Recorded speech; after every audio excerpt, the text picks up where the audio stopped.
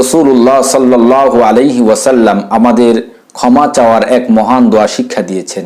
কিভাবে আল্লাহর কাছে ক্ষমা চাইতে হবে সেই দোয়া শিক্ষা দিয়েছেন। এই দোয়াটির নাম সাইয়্যিদুল ইস্তিগফার বা ক্ষমা চাওয়ার শ্রেষ্ঠ দোয়া।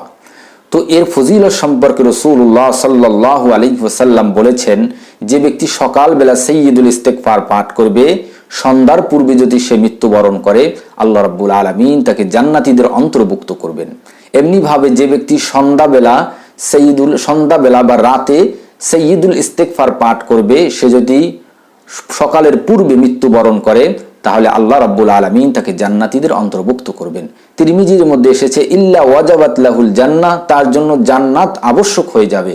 নাসাঈর মধ্যে এসেছে ফাদাখালাল জান্নাহ, সে জান্নাতে প্রবেশ করবে।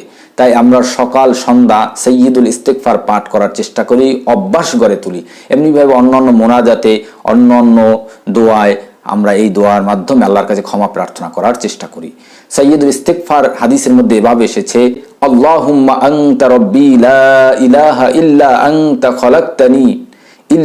আনতা খলাকতানি ওয়া আনা আবদুকা ওয়া আনা আলা আহদিকা ওয়া আ'দিকা মাস্তাতা'তু আউযু বিকা মিন শাররি মা সানা'তু আবুউ লাকা বিনি'মাতিকা আলাইয়া ওয়া আবুউ লাকা বিযামবি ফাগফির লি ফাইন্নাহু লা ইয়াগফিরুয যুনুবা ইল্লা আনত।